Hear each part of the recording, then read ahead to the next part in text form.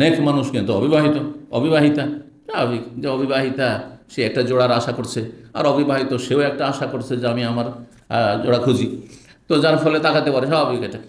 তো বলছেন ফজল একবারে যুবক ছিল, বলছেন ফজল কি করতে লাগলো, ফাজা আল ফজল ইয়ানজুরু ইলাইহা, যখন ওই মহিলা সামনে এসেছেন নবী সাল্লাল্লাহু আলাইহি ওয়াসাল্লামের সামনে জিজ্ঞাসা করার জন্য, ফজল পিছন থেকে ওই মহিলার দিকে তাকাতে শুরু করেছে। ও তানজুরু ইলাইহি, ওই মহিলাও তার দিকে তাকাতে শুরু করেছে। তাহলে চার চোখ একসাথে মিলিত হয়ে যাচ্ছে, আর এখানেই ফিতনা বেড়ে যায়। যদি দুটো চোখ দেখে, দুটো চোখ না দেখে, চোখে চোখ না পড়ে, তো ফিতনার আশঙ্কা অনেকটাই কমে যায়।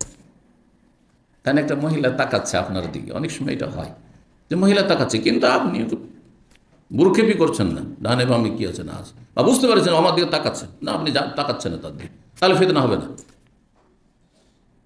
হ্যাঁ, ওই রকমই অনেক পুরুষ আছে বদ প্রকৃতির, ও মহিলা গেলেই তাকাচ্ছে তার দিকে, মহিলা তার দিকে তাকায় না, কোনো ফিতনা নেই। আল্লাহ হেফাজত করুন। তো এই তাকাতাকি যখন শুরু করে দিয়েছে দুইজনে, নবী সাল্লাল্লাহু আলাইহি ওয়াসাল্লাম রাসূল আল্লাহ, তার ওপর ভালো কাজের উপদেশ দেওয়া, অন্যায় কাজে বাধা দেওয়া ফরজ, ফরজে আইন তার ওপর, আমাদের ফরজে কেফায়া, কিন্তু আমাদের ওপর ফরজে কেফায়া, কিন্তু আম্বিয়া রসুলগণ আপন আপন যুগে তাদের ওপর ভালো কাজের উপদেশ দেওয়া, ভালো কথা বলা আর অন্যায় থেকে সতর্ক করা কি ফরজে আইন, ফরজে আইন। কারণ তাদের বিকল্প কেউ নেই তাদের মতো, তাদের যুগে, কিন্তু আমাদের বিকল্প কেউ থাকতে পারে। আমাদের ফরজে আইন কখন হবে, এইরকম কোনো খারাপ কিছু দেখলে, অথবা ভালো কিছু হওয়া চাই কিন্তু ভালো কিছু হচ্ছে না, সেখানে ভালো উপদেশ দেওয়া, অন্যায় কাজে বাধা দেওয়া, কখন ফরজে আইন হবে, যখন আমার ছাড়া কেউ বিকল্প নেই। যেন আমি একা আছি কোনো জায়গায়, আর সেখানে আমার চোখের সামনে একটা অন্যায় কাজ হচ্ছে, তাহলে তখন আমার ওপর অন্যায়ের প্রতিবাদ করা আর ভালো কাজের উপদেশ দেওয়া ফরজে আইন, আমার উপরই ফরজ হবে। কিন্তু ধরেন আমরা 2-3 জন আছি, আর 2-3 জন মোটামুটি 19-20 একই রকম মানের এলেমের দিক থেকে, হ্যাঁ, তাহলে তখন এই 2-3 জন আমরা যারা আছি আলেম, তাদের একজন যদি অন্যায়ের প্রতিবাদ করে দেয় যথেষ্ট। এই না যে সবাইকে বলে উঠতে হবে, জরুরি না, কিন্তু বোঝা গেছে না, এর নাম হচ্ছে ফরজে কেফা। একজন করলে সবাই, আমরা সবাই আছি, আর এখানে একজন একটা অন্যায় কাজ করলে, এই যে ঘুমাচ্ছে মনে করে, দার্সের সময় ঘুমান, এটা ভুল কাজ না? অন্যায় বলবো না, কারণ ইচ্ছা করে না বেচারা, হ্যাঁ, কেউ যে কেউ করুক না কেন, ইচ্ছা করে সাধারণত করে না। হ্যাঁ, ইচ্ছা করে কে করে, যে মোবাইল টিপি করছে পিছনে ধরেন, যদি সে ইচ্ছা করে করছে, সে হচ্ছে অপরাধী, অন্যায় কাজ করছে।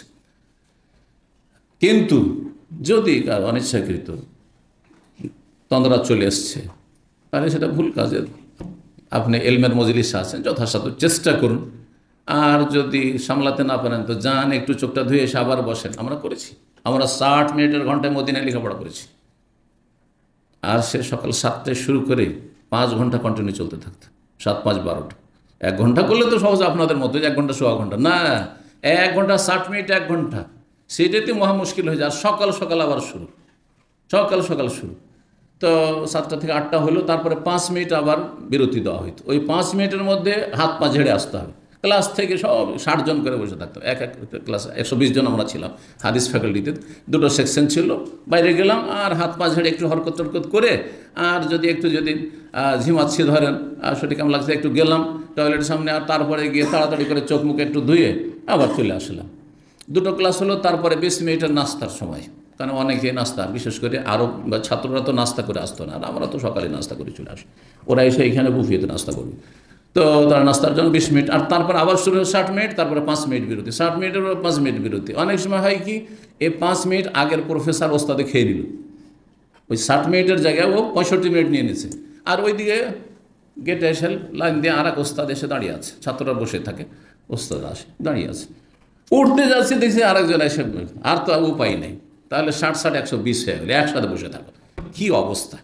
তো এইরকম ঘুম চলে আসতো, অনিচ্ছাকৃত ঘুম আসছে, তাহলে আমাদের উচিত কি উচিত, কর্তব্য হচ্ছে না, যার আসছে সে না হয় ঘুমটাকে তাড়াবার জন্য চোখ দিয়ে আসবে, কিন্তু আপনাদের করণীয় কি, কোনো একজন আশেপাশে যার হাতের নাগালে আছে যে কি ঘুমাবে না, একটু কথা বললে তো ডিস্টার্ব হবে, ইশারা ইঙ্গিত করে যাতে তার ঘুমটা ভেঙে যাওয়া সতর্ক করা সম্ভব হয়। সতর্ক করা কি হয়, সম্ভব হয়। এটা ফার্জে কিফায়া আদায় হল, একজন করলে সবার পক্ষতে আদায় হল না, সবাই মিলে তার উপর শুরু করে দেবেন একবারে, হ্যাঁ, বর্ষণ শুরু করে দেবেন না, মোটেই যাইজ না, এটা সবাই কেন বলবেন, একজন যথেষ্ট।